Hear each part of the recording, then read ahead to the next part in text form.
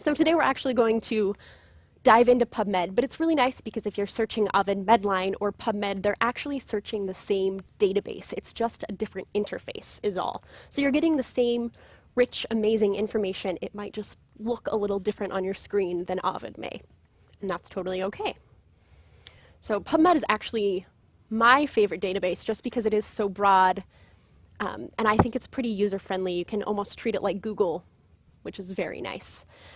And it also covers almost 30 million citations, which is a ton. So you'll probably find at least a little something about whatever you're searching for.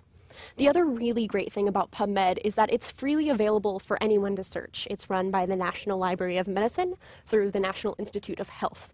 So I can search PubMed, you can search PubMed, your neighbor can search PubMed, anyone can do it. You just go to pubmed.gov and poof, it's there. But there is a really nice thing about the library's link to PubMed is that it links you with all of the free full text the library can get you.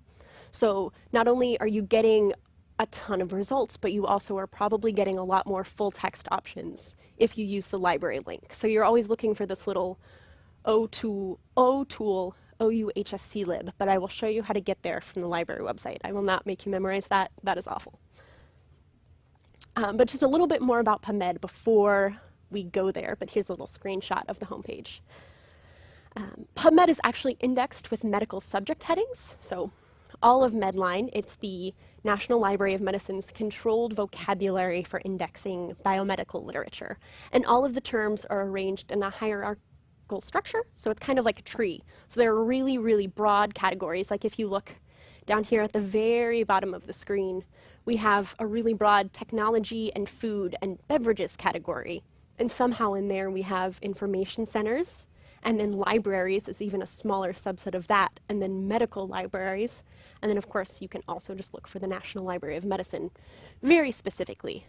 So what's also nice is that when you're using the medical subject headings, it automatically grabs all of the synonyms for that word for you. So if you typed in health science library instead of libraries, comma medical, you're still going to get matched to the same batch of results.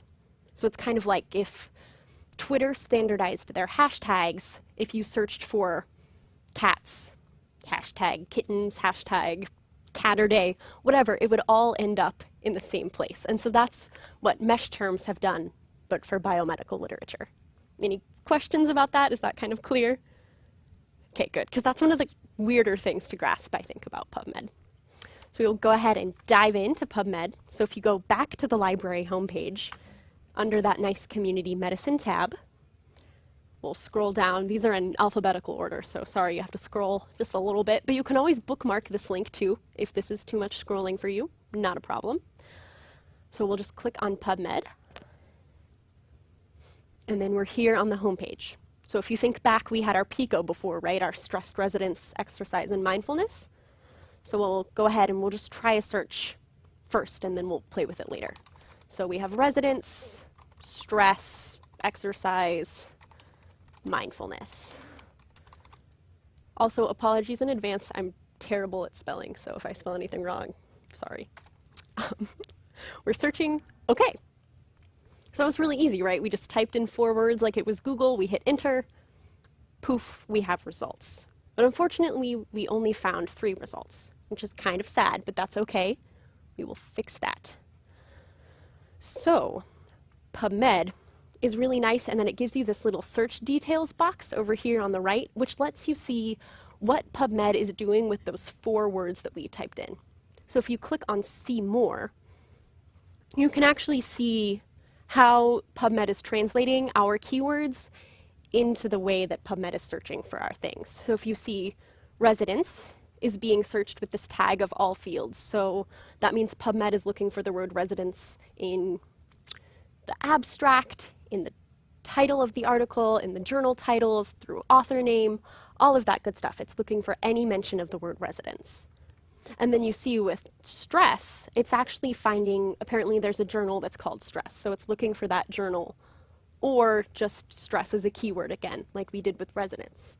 But then the nice thing down here, if you come further with exercise, is that it's actually found the mesh terms, so those medical subject headings, for exercise. So it's automatically linking that together. So if somebody was using maybe physical fitness or workout to mean exercise, it would link back to that term. And it's doing the same thing for mindfulness too. But do you also see all of these big ands in here? Residence and stress and exercise and mindfulness? So those are Boolean operators. Who's heard of those before? A few of you. Very good. Nice. Well, as just a quick review, we'll pop into this guy. You can see here we have our nice little Venn diagram. So if it's kind of hard to see, but if you were doing a search for maybe veganism or vegetarianism, if you're using that and Boolean operator, you're only getting those results there in that sweet spot in the middle. So articles that specifically mention both things. But if you're using or instead, you see now we're getting a lot more results because we're getting both sides of the Venn diagram, which is really nice, right? We automatically have a lot more search results. And then not is a kind of a special one that you might not use very often, but say you were trying to get rid of the vegetarian articles and only wanted vegan articles, then you could say vegan, not vegetarian. You just have to be careful if you use not, because sometimes you can get rid of results that might have been really useful or relevant to you.